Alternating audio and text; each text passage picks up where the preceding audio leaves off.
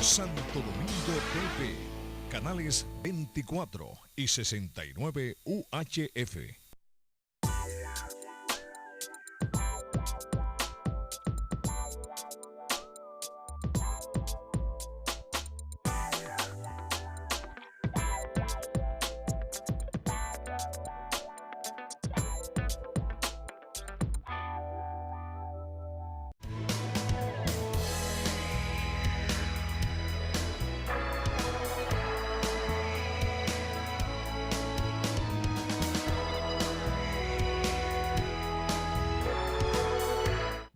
Muy buenos días, amigos televidentes. Su programa Sentido Común, como siempre, llevándoles temas de interés nacional e internacional. Hoy, como siempre, en Sentido Común, estaremos dispuestos a conversar con ustedes, a compartir algunos detalles de la vida nacional y, naturalmente, analizar algunos hechos que son propios de nuestro medio, que son propios de nuestra época. Bien, en el día de hoy me atrevo a iniciar una reflexión producto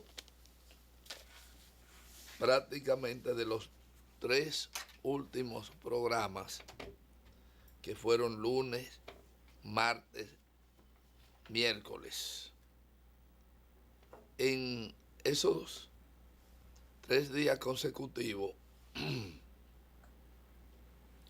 nos atrevimos a enfocar desde nuestro punto de vista un hecho que en el primer caso del lunes, obviamente no conocíamos de que el próximo día se iba a producir el deceso de una persona que nosotros hemos venido fustigando históricamente. Y al hacer nuestros apuntes históricos el lunes, tuvimos entonces en el siguiente programa del martes la información, cuando ya estábamos aquí, del fallecimiento de esa persona que algunos por ignorancia, otros por complicidad histórica y personal y algo más, se esfuerzan por llamarlo héroe. Nosotros lo llamamos de otra forma. Y eso provocó precisamente que nosotros ratificáramos nuestro criterio sobre lo que es la conducta de un individuo y al mismo tiempo lo que es la diferencia entre un héroe y la patria, y también, ¿por qué no?, un prócer. Pero claro que hoy no vamos a hablar de ese personaje de quien pretendo hacer una pausa, no olvidarlo, porque como aquí hay mucha gente que sufre de Alzheimer, el Alzheimer supuesto, y otros que verdaderamente lo sufren, entonces uno tendrá que de vez en cuando recordar.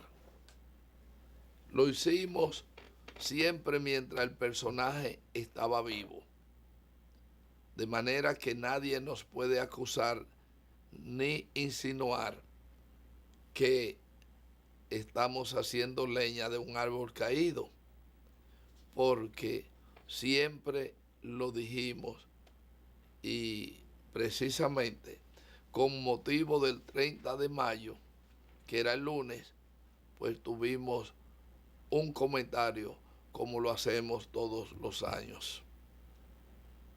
Pero el comentario que tenemos reservado para hoy, aunque le cabe ponerse el sombrero a muchos, no está reservado para nadie en particular. Resulta que la historia es una ciencia que estudia los hechos acontecidos que hoy son noticias, pero que mañana ya serán historia. Y la historia, en ese sentido, se encarga de el estudio de esos hechos, sus análisis, etc. Ahora bien, hay dos especialistas en el asunto de la historia. Primero es el relator, el periodista, el escritor, el reportero, que levanta una noticia, que reseña una noticia. Esa noticia reseñada es así como se llama, noticia, información, y es lo que le sirve de background, lo que sirve entonces como base para la historia. Entonces el que estudia esos acontecimientos es un historiador, es una persona que se dedica ya no necesariamente a la narrativa, porque el historiador generalmente no está al frente, no está en la escena, sino que es el que estudia los detalles, lo coloca y lo pone a disposición del usuario histórico. Más bien es un forense de los hechos, porque hace una historia forense que va determinando cómo ocurrieron los hechos, fundamentalmente basado en fecha, hora y lugar. Ese es el historiador. Ahora, mucha gente también se convierten en escribidores, y mucha gente confunde a un escribidor con un historiador. Lo de escribidor es una decisión muy propia para designar, en mi caso, a personas que solamente escriben, y al escribir sin ningún criterio, pues involucran una serie de falsedades o exageraciones o distorsiones en lo que es el contexto de una historia. Esa es más o menos la descripción que hago yo particularmente a aquel personaje que no es objetivo, que escribe por pasión, por interés, tanto interés familiar, interés de clase, interés religioso, económico, en fin, aparte del desconocimiento necesario para poder interpretar y para poder manejar la comunicación escrita de los hechos. A todo esto viene porque, como nuestro país es un país que tiene muchos victimarios. Yo quiero comenzar a dejar claro, así como estuve una persecución histórica contra ese fallecido, que mucha gente se encargaron de manejar y ponerle el make-up, mejor dicho, el maquillaje. Yo siempre perseguí en torno a ese personaje la realidad, lo que yo entendía que era mi realidad, que termina ahora porque ha dejado de existir. Y precisamente alguien dijo que la historia la escribían los hombres mientras vivían, y nunca se podía escribir la historia final mientras una persona vive sobre sí mismo. Entonces, el martes pasado dejó de existir uno de los protagonistas históricos del país, de la historia del país. Y obviamente que nos deja con una polémica, con un material de hechos que son ahora la parte que el historiador debe manejar. Pero bien, cuando quiero apuntar sobre eso, lo siguiente. Cuando usted, como investigador, le toca enjuiciar determinados detalles de la vida, de los hechos, los acontecimientos, las noticias y las historias, usted tiene que examinar el portafolio de ese historiador. Y cuando usted abre su portafolio o abre su maletín y usted encuentra de ese historiador una tijera, usted encuentra corrector, lo que le llaman paper liquid o liquid paper, entonces usted tiene que comenzar ya a ponerse en alerta. Alerta porque ese historiador anda con los instrumentos idóneos para cortar pedazos y borrar. El historiador no puede andar con una tijera, con corrector, con papel pegante y nada de eso. Ese no, ese es un componedor entonces de la historia o de los hechos históricos. Quita de un lugar para poner en otro, etc. No es un historiador. Y aquí hay fundamentalmente algunos de los más prestigiosos del momento, historiadores que dirigen instituciones históricas, que andan en su maletín no con una tijera, varias tijeras, una grande, una mediana y una pequeña, una chiquitica, porque a veces la tijera no penetra determinado intersticio de las páginas, pero con una chiquitica pueden cortar bien y entonces acomodar la historia. Así como han acomodado y están acomodando la historia de ese personaje que recientemente dejó de existir físicamente, pues así cortan del pasado, etc. ¿Y por qué estoy reflexionando en esta mañana ese caso? Porque está reciente y lo quiero mantener todo el tiempo reciente. Resulta que en los últimos tiempos ha habido una polémica de esos historiadores a que yo me refiero, pero que andan con un maletín donde tienen todos esos instrumentos que yo he referido, por lo que me pone en duda, pensando de que tienen la llave de la iglesia, quienes realmente no son fieles a ella.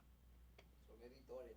Entonces, editores, exactamente como me apuntan aquí, son editores de la historia. Y la historia no se puede editar. La historia hay que narrarla como tal. Y usted hace su comentario de la historia, pero déjela ahí.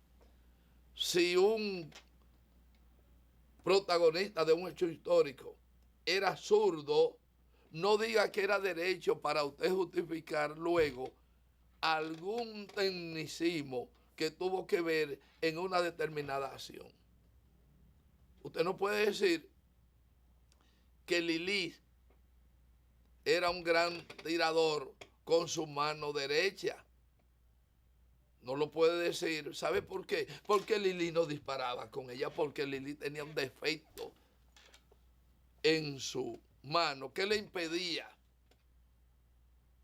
el uso de un arma con ella. Entonces, si usted dice eso, usted está distorsionando la historia para justificar que no fue asesinado, sino que murió combatiendo. Y esas son cosas que pongo como ejemplo. No es verdad que usted coger la historia de la Primera República, usted tomar a Pedro Santana y quererlo ahora descuartizar, incluso planteando su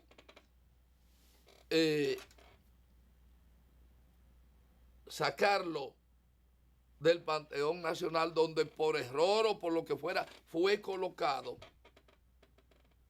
y que usted no tuvo el valor incluso de cuando estaba siendo colocado en ese panteón, que usted estaba totalmente vivo y en pleno disfrute de sus facultades intelectuales, no protestó, y hoy entonces por un problema de conveniencia, de moda, usted está promoviendo que se excluya del Panteón Nacional a Pedro Santana. Pero ¿qué resulta? Que usted dice que Pedro Santana no merece estar en el Panteón Nacional porque anexó a España la República. Y es verdad que lo hizo. Pero mientras usted quiere sacar a Pedro Santana por haber anexado, usted tiene a los padres de la patria, específicamente a Mella y a Sánchez, que fueron los comisionados y fueron los que gestionaron la facilidad de la anexión en cierto modo. Entonces, hay que analizar más la cosa. O somos una cosa o somos la otra. Pero mi comentario viene a tomar fuerza porque ya alguien habló de llevar al general de Ojalata al Panteón Nacional. Pero ese que ya habló de llevar a Barreras, a Inver Barreras, al Panteón Nacional, ya fue de lo que hace varios meses habló de sacar a Santana del Panteón Nacional por traidor. Y resulta que si bien si aceptamos la anexión como un hecho de Santana en la Primera República, tenemos entonces que examinar quién pidió, aceptó o fue cómplice de todo, siendo funcionario gubernamental, aunque fuera de facto, para pedir la intervención norteamericana. Entonces, aquel era traidor porque no era de la clase tuya. Aquel era traidor porque ahora no tenía nivel académico. Y este es un héroe porque en un momento determinado sabrá Dios en qué circunstancia tuvo el valor. Porque nadie le quita el valor. Hoy, ¿cuántos villanos que andan por ahí tienen un arrojo, un valor personal de hacer 20,000 villanías? Eso no es de un historiador. Repito que el historiador narra los hechos, lo analiza, o mejor dicho, analiza los hechos sobre la base de las fuentes. Lo investiga. pero no sencillamente nombra ni corta, no edita. Y ahora tenemos aquí al frente de las instituciones históricas unos amigos que en su maletín lo que tienen son instrumentos de edición. Y lo dejamos ahí porque sabemos que este pleito va a ser largo. Va a ser largo porque el deber de cada uno, y en este caso mío, no es, yo no tengo nada personal contra el llamado héroe nacional. Nada personal. Yo lo que tengo es el análisis de sus hechos. Es el personaje que nace en el 20 y de 10 años antes que Trujillo llegara al poder, en los pocos años estaba enrolado en la tiranía de Trujillo. Ahí están sus declaraciones desde sus posiciones de cargo de gobernador en su ciudad natal. El periódico El Faro los recogió. Y por otro lado, después de un pleito interno entre rufianes, alguien tenía que beneficiar la eliminación de alguien. Y precisamente lo que yo le llamo la coincidencia histórica, determinaron que la eliminación de Trujillo favorecía al pueblo dominicano. Y cómo no, un grupo de gente que lo acechó de noche a mano armada, le arrancó la vida al tirano, a uno de los suyos.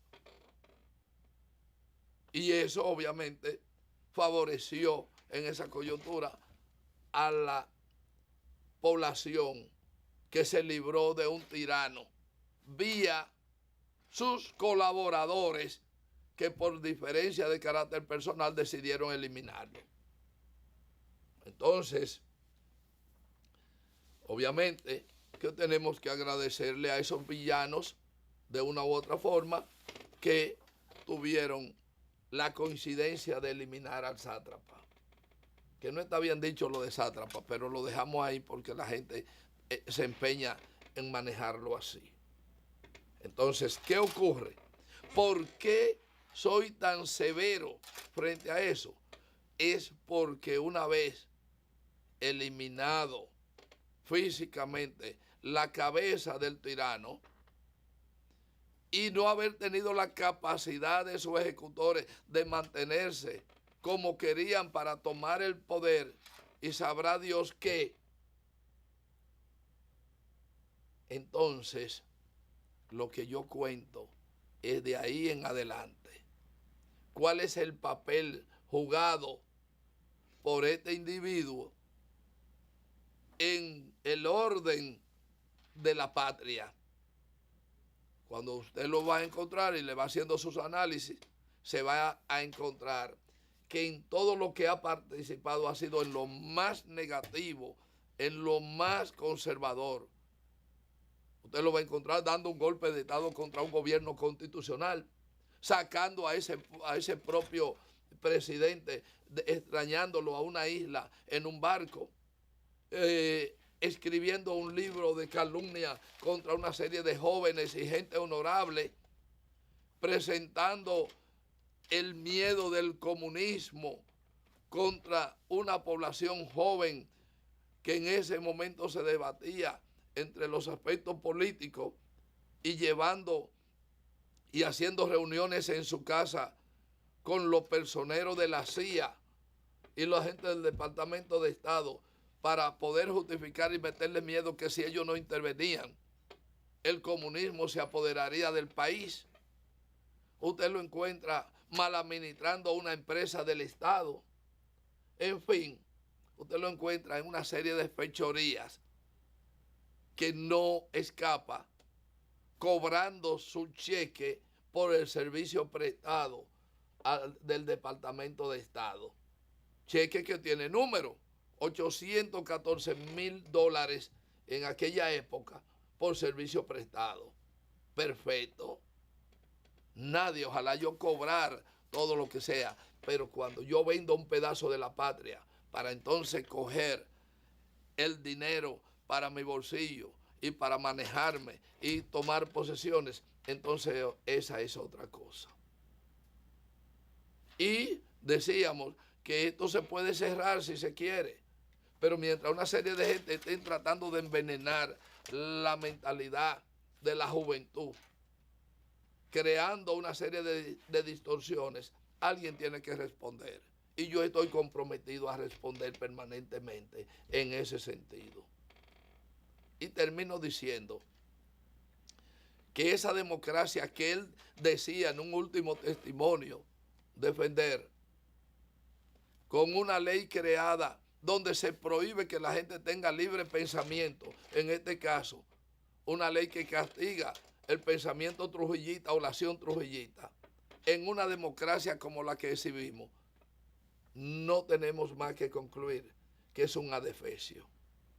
Lo que deben decirles los promotores de esa teoría es crear los museos necesarios, como es el propio Museo de Trujillo, para que la juventud, llevar a la juventud allí y enseñarle la silla eléctrica, pero enseñarle también el Banco Central, o enseñarle las leyes de trabajo, enseñarle todo para que los niños, los jóvenes, aprendan que independientemente de cualquier logro, no es necesario tener que aspirar a una tiranía para tener éxito en la gobernación de un país. Pero no quieren, y lo que quieren es sencillamente meter preso o eliminar todo aquello que de una manera u otra tengan simpatía con la época trujillita. Es el libre pensamiento. Y estamos en democracia. Democracia para tú poderte quedar con los bienes de Trujillo, porque esa es la otra parte. Entonces, esos que se quedaron con los bienes de Trujillo, hoy invierten cantidad elevada de dinero para evitar que se cuente la historia como se debe contar. Porque si se cuenta la historia, tomamos la punta de la soga y vamos a llegar a la vaca. De todas maneras, vamos a hacer una pausa y cuando retornemos vamos a hablar de economía con nuestro permanente especialista en esos asuntos, Miguel Sanben. Señor director.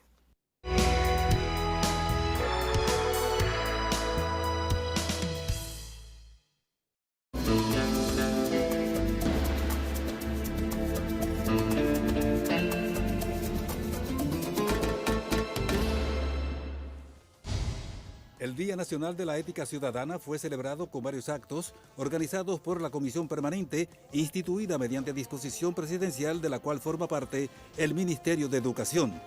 La celebración es en honor al presidente Ulises Francisco Espaillat, quien en 1876 ejerció un gobierno apegado a los principios éticos. Los actos fueron encabezados por los viceministros Luis Matos y Luis de León, el director general de Ética e Integridad Gubernamental, José Joaquín Vido Medina, y Henry Núñez, director de la Oficina de Acceso a la Información del Ministerio de Educación.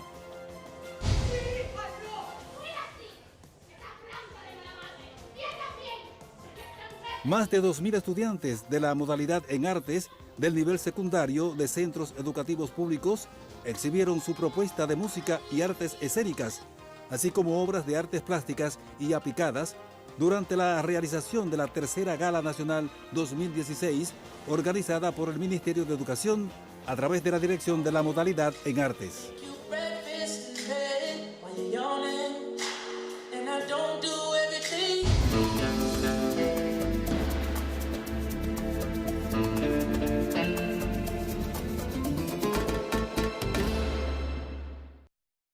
La Junta Central Electoral agradece a los ciudadanos y ciudadanas que cumplieron con su deber y obtuvieron su nueva cédula de identidad y electoral, contribuyendo a hacer exitoso este proceso.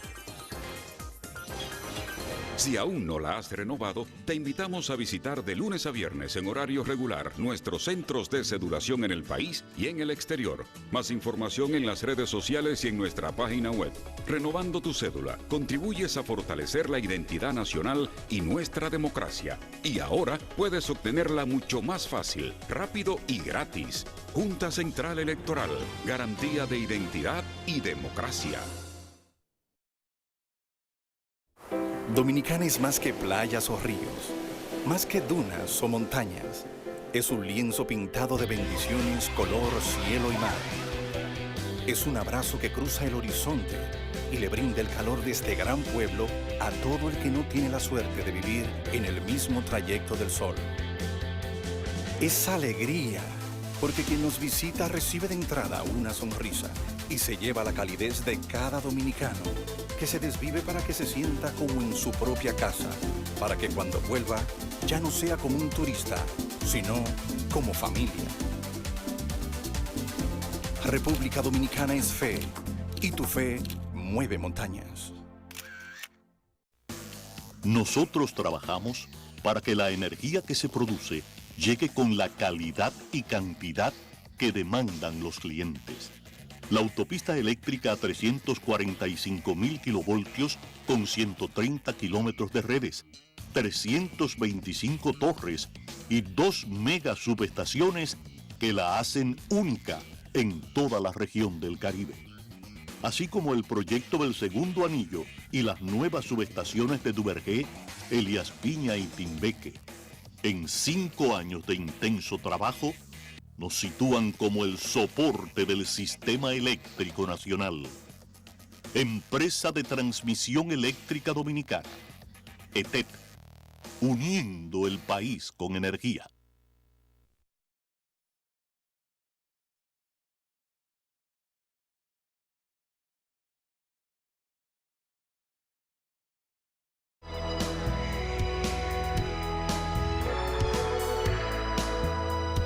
Bien, señores, después de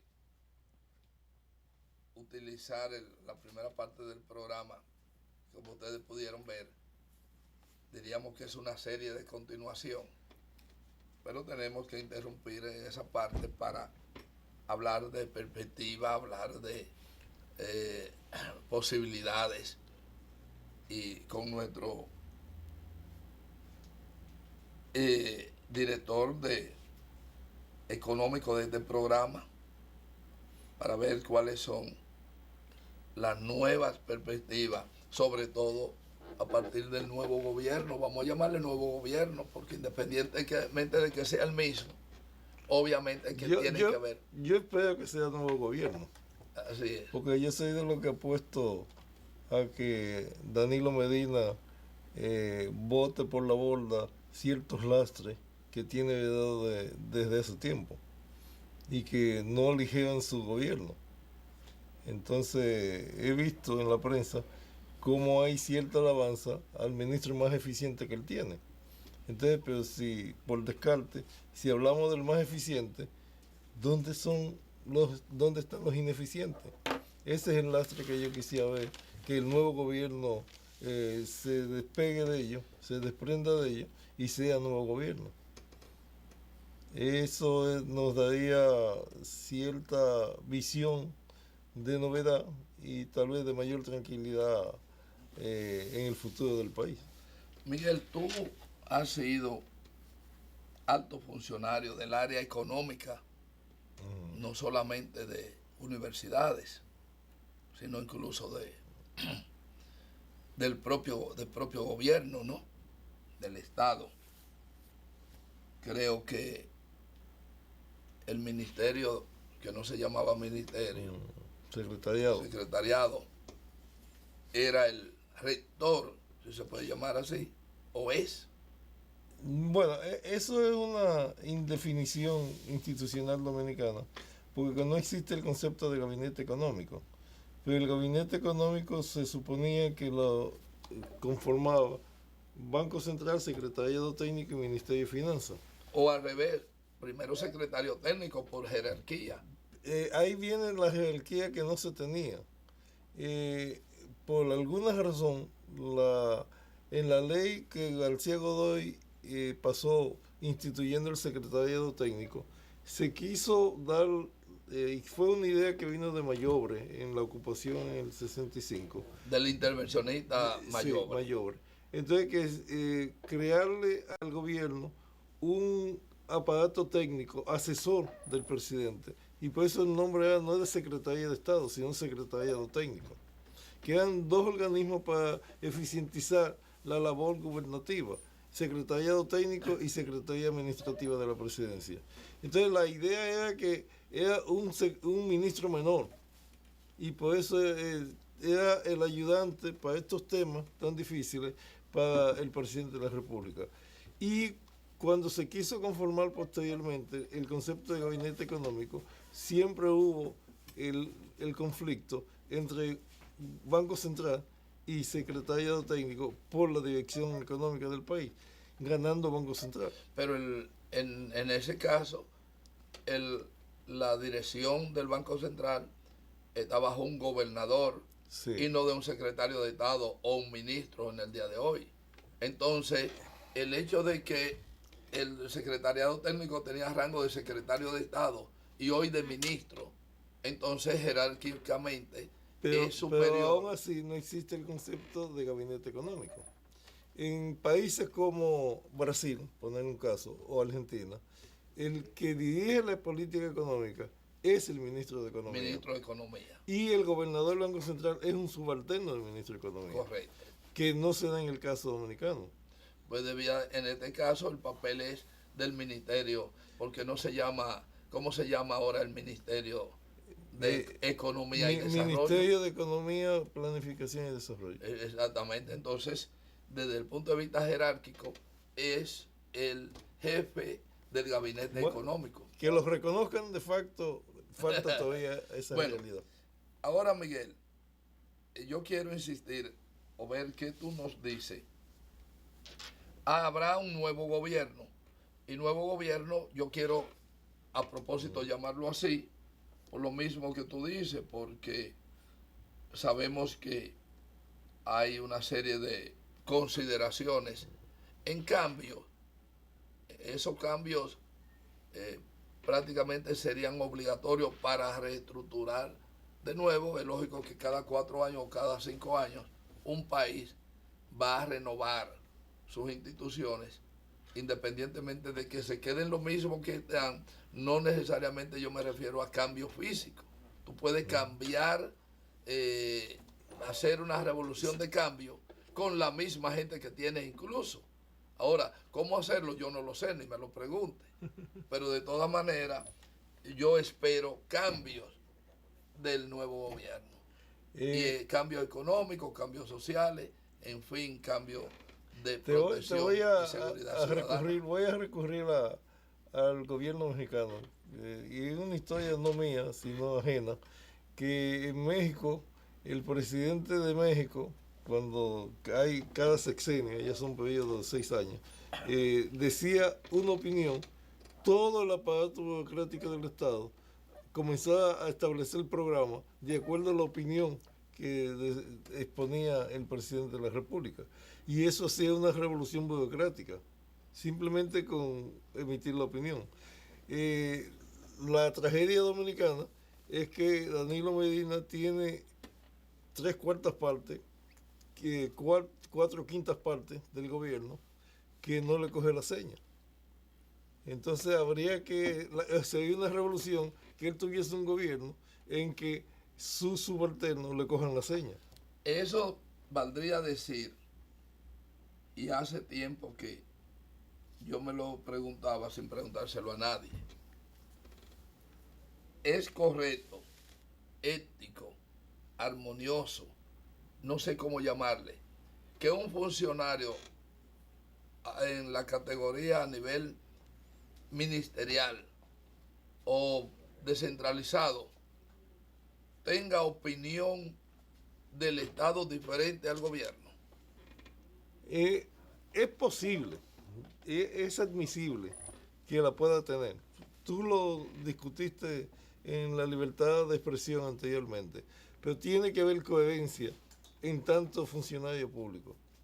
Él tiene que ver los lineamientos de políticos para que entonces los subalternos lo sigan. La opinión sí la puede mantener, pero él tiene que ser coherente con la administración del Estado en que participa. Por ejemplo, yo no concibo, y esto lo degradamos un poquito, un embajador de un país, de un miembro de la oposición. Yo no concibo esa coherencia, porque a menos que la oposición esté de acuerdo con el lineamiento del gobierno, porque tú no puedes tener una voz como embajador que no está de acuerdo con lo que son la política, el lineamiento de política exterior del Estado. Evidentemente, ahí es el área de la diplomacia es donde se pide esa mayor coherencia, porque es una relación de Estado a Estado. Y si se presenta una grieta en la opinión de un Estado en la relación con otro Estado, entonces algo anda mal.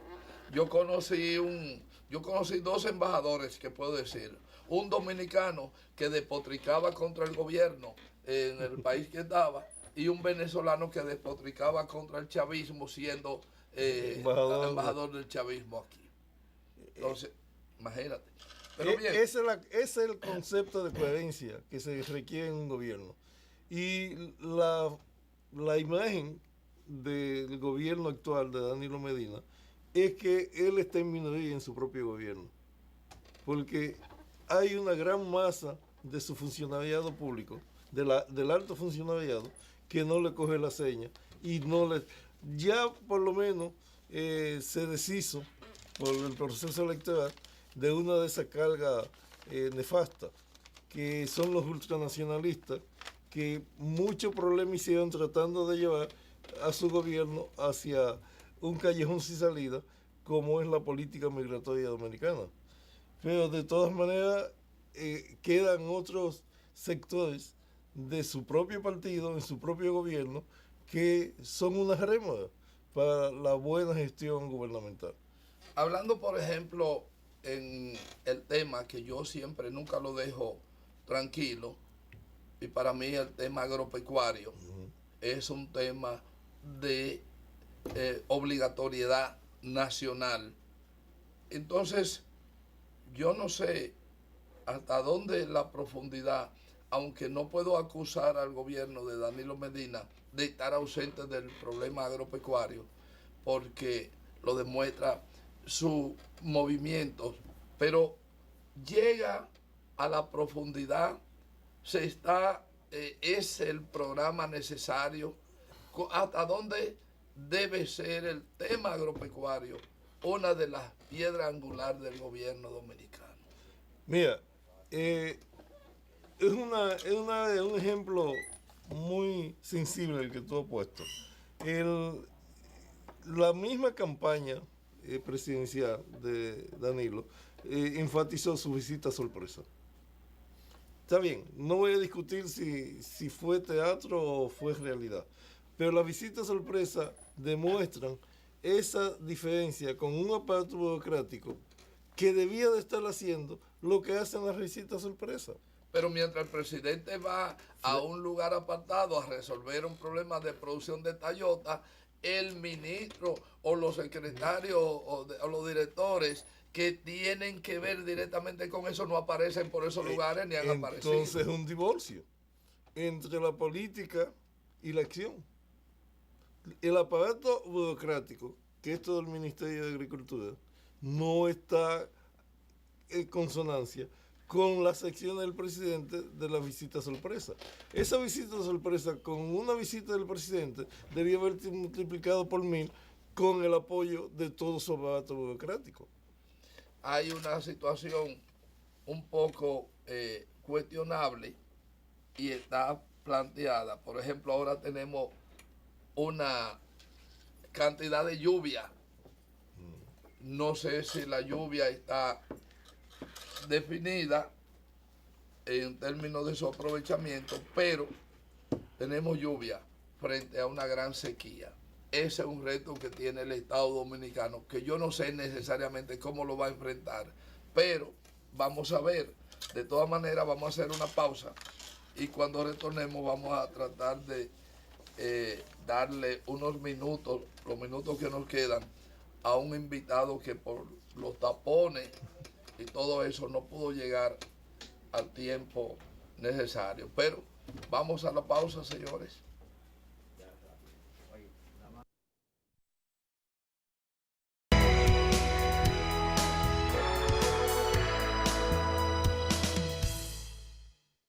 La Junta Central Electoral agradece a los ciudadanos y ciudadanas que cumplieron con su deber y obtuvieron su nueva cédula de identidad y electoral, contribuyendo a hacer exitoso este proceso.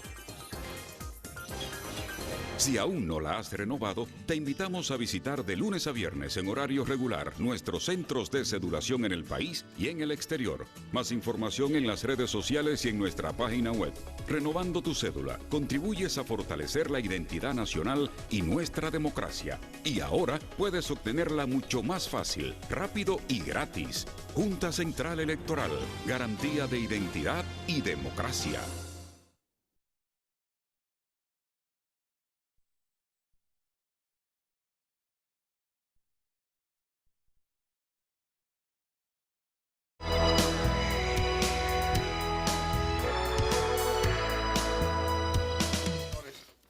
El proceso electoral ha pasado, no importa la secuela que haya dejado o los comentarios que haya dejado. En fin, lo que sí importa es los funcionarios de una u otra forma que continuarán en el Estado, ya sean legisladores, funcionarios municipales, etcétera, pues tienen la oportunidad de continuar con su tareas que han iniciado desde hace tiempo fundamentalmente en su provincia o sus actividades. Queremos hablar un poco sobre eso y tenemos la suerte de tener por pocos minutos al senador Rafael Calderón de la provincia de Azua, que es una de las provincias privilegiadas, primero por haber reelegido de nuevo a Calderón y porque en los últimos años Azua ha tenido la suerte o la conquista de tener una serie de proyectos que, según se dice, Calderón captura y lo intercepta de alguna manera cuando otros no lo hacen. De todas maneras, yo quiero que Calderón nos explique, dejándole la cancha abierta, cuáles son las perspectivas legislativas del próximo gobierno y a la próxima Azua, porque no vamos a enfatizar y vamos a darle a Azua por lo menos el privilegio de los minutos que nos quedan. Buenos días, señor Calderón. Bien, buenos días. Un placer realmente poder compartir con ustedes esta mañana. Marco dice que pocos minutos, pero a veces 5 minutos son suficientes para decir si lo que se decir. dice está bien dicho. Mira, Marco, la agenda legislativa, digamos que en la parte prioritaria de esta legislatura, o por lo menos hasta que finalice el año, porque empieza una nueva legislatura el 16 de agosto, a mi juicio incluye la ley electoral. La ley de partidos. La ley electoral, primero. Es diferente de partido. Y la ley de partidos políticos. Son dos leyes prioritarias que hay que asumirlas en lo inmediato y todos los legisladores están cónsonos con eso y también la dirección del partido y el propio presidente de la República. La ley de agua, que es una ley que tiene como 15 años en el Congreso. Que la teníamos aquí en agenda, pero bueno. La reforma a los códigos, que también hay que actualizarlos. La ley de ordenamiento territorial y uso de suelo, que es una ley sumamente importante para corregir muchos problemas de titularidad y ubicación exacta de propiedades en el país entero. Hay otras leyes como son la de la creación de bancos de sangre regionales que es la regulación del uso de la sangre humana en todo el territorio nacional para evitar la muerte de gente por falta de una pinta de sangre. Y el Ministerio de Transporte no está ahí, porque es el que más... Está la ley eso es lo que más mata gente. Está la ley de tránsito, que es una ley con una formulación bastante completa. Está ahora en la Cámara de Diputados, llegará al Senado. El Ministerio de Transporte, tú dices el Ministerio de Transporte. O sea, la sugerencia de la creación del Ministerio de Transporte. Bueno, yo no estoy muy seguro de que sea necesario crear un ministerio nuevo de transporte o de otra naturaleza. Lo que hay que eliminar algunos. Lo que hay tal vez o a sustituir algunos o mejorar, perfeccionar todo lo que tiene que ver con el transporte dentro del área que le corresponde. Sí, porque en el transporte hay 10 instituciones descoordinadas y que por unificarlas sería un resultado positivo. Podría tener buen resultado, ciertamente. Eso por una parte. Por el otro lado, con relación a lo que señala de ASUA, nosotros continuamos gestionando nuevos proyectos como buen señor por nuevas inversiones del gobierno en la provincia de Azua. Ahora mismo el sector privado se está interesando en Azua porque la construcción de infraestructura ahí está estimulando la inversión privada, y una muestra de eso es que una gente que tú me has hablado hace muchos años, que son los bodegueros de Nueva York, que son aproximadamente entre 18 Miguel Zambén también tiene unas viejas relaciones en esa área. Entre 18 y 20 mil bodegueros, de los cuales el 80% son dominicanos. Están ahora mismo, han firmado un acuerdo con el Ministerio de Agricultura, el Ministerio de Medio Ambiente, Codopesca, el IAD, y están haciendo una inversión de 300, 400 millones de pesos para reactivar el cultivo de camarones, cultivo de distintas variedades de peces, no solo en Azua, sino en la región sur completa. Eso está supuesto a generar alrededor de 5.000 nuevos empleos en los próximos años. Tienen ya unos 4 barcos que están instalados en la bahía de Ocoa, se van a instalar en la bahía de Ocoa para comprar toda la producción de la región, no solamente lo que ellos van a producir, y toda esa producción la van a colocar en el mercado norteamericano, en los supermercados de Estados Unidos, en Europa y en Asia también, porque tienen demanda de Asia. Son expertos realmente en la producción de camarones, gente que tiene 20 y 30 años en eso nada más. Aquí ya tiene todo lo Específicamente, ¿qué tiene Azua para ofrecer a inversionistas?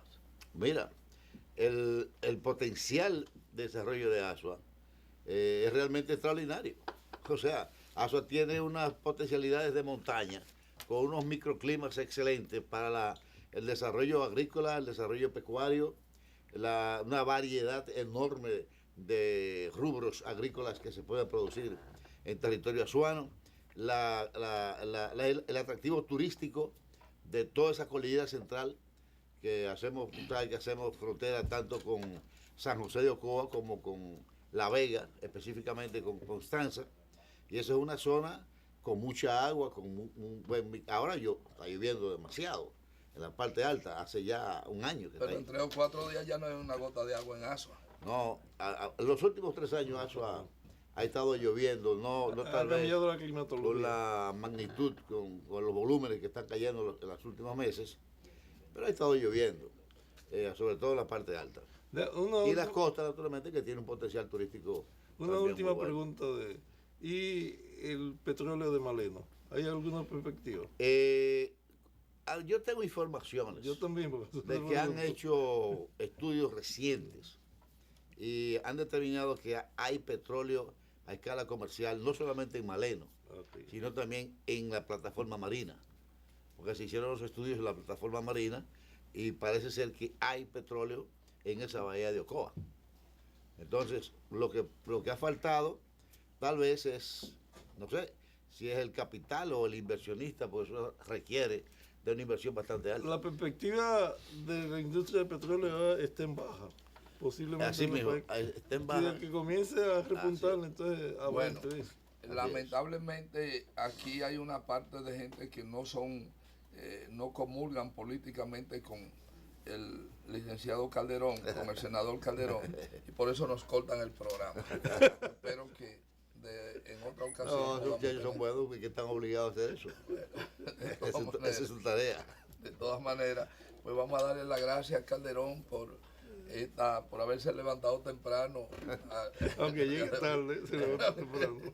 Así que, amigos televidentes, ha sido todo por el día de hoy. Espero que ustedes al menos hayan oído del senador Calderón lo que son las perspectivas, al menos de su provincia, aunque ha hablado en sentido general. Vamos a ver, algunos le llaman el shortstop porque no deja pasar nada para otro lado y todo lo concentra en Asua. Pero eso no es verdad, eso es sencillamente algunas calumnias. Hasta la próxima.